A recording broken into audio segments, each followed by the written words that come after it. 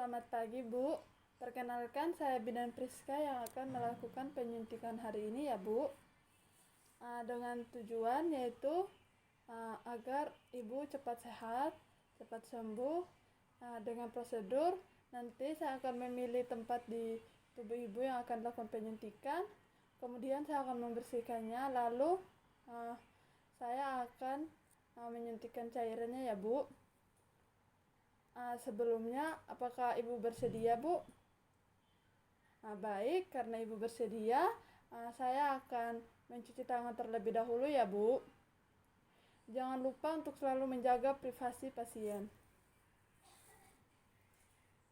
Untuk langkah yang selanjutnya, yaitu kita mencuci tangan 6 langkah. Setelah mencuci tangan 6 langkah, kita menyiapkan alat dan bahan.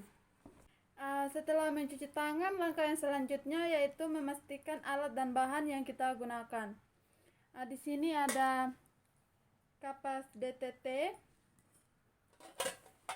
ada bak instrumen yang berisi cairan dan juga suntik serta handscoon.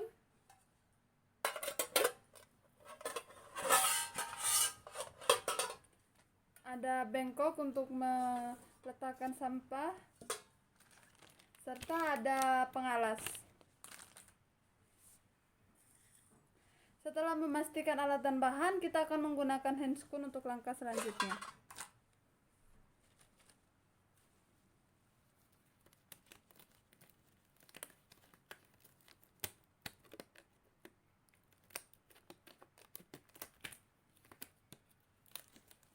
Setelah menggunakan handscoon, langkah yang selanjutnya yaitu kita mengambil obat dari botolnya. Pertama, membuka bungkusan spuit, kemudian diletakkan ke dalam bak instrumen dengan tidak boleh menyentuhnya. Lalu mengambil botol obat, dipegang dengan tangan kiri, lalu tangan kanannya mengambil spuit, kemudian melepas tutupannya menggunakan satu tangan, lalu diletakkan ke dalam bak instrumen, kemudian mengambil obat. Di sini obat yang diambil yaitu sesuai kebutuhan.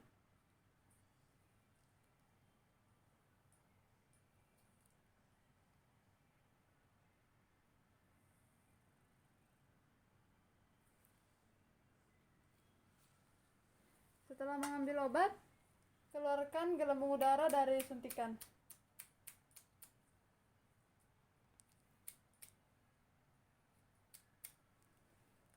Ketika sudah keluar, tutup kembali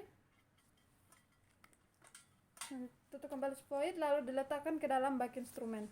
Untuk langkah yang selanjutnya, mengatur pasien dalam posisi yang senyaman mungkin. Setelah mengambil obat dari botol, sekarang kita akan meletakkan pengalas di bawah tangan pasien yang akan dilakukan suntikan. Permisi ya, Bu. Setelah diletakkan pengalas, untuk langkah yang selanjutnya yaitu kita membersihkan daerah penyuntikan menggunakan kapas alkohol dengan cara melingkar dari dalam keluar dengan sekali usap. Kemudian kapasnya diletakkan di bengkok. Lakukan sekali lagi sampai benar-benar bersih. Ketika sudah merasa tangan pasien bersih, tangan non-dominan menegangkan kulit pasien.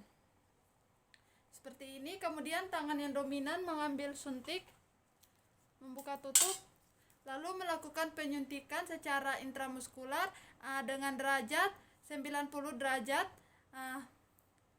Disuntikan, dipegang seperti pemegang pena, dimasukkan semua jarumnya, lalu dilakukan aspirasi.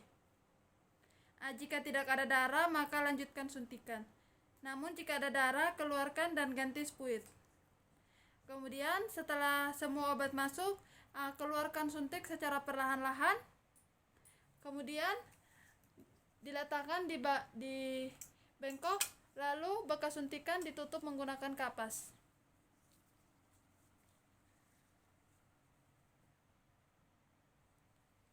lakukan evaluasi pada bekas suntikan apakah ada darah atau tidak. Jika tidak ada darah, maka kita telah selesai melakukan penyuntikan dan jelaskan kepada ibu. Baik Bu, saya telah selesai melakukan penyuntikan. Apakah ibu ada merasakan keluhan, Bu? Baik, tidak ada ya Bu. Nanti jika ibu merasakan keluhan, ibu dapat menghubungi saya atau menghubungi saya di ruang petugas ya Bu. Terima kasih atas kerjasama ibu. Dan yang terakhir yaitu merapikan pasien.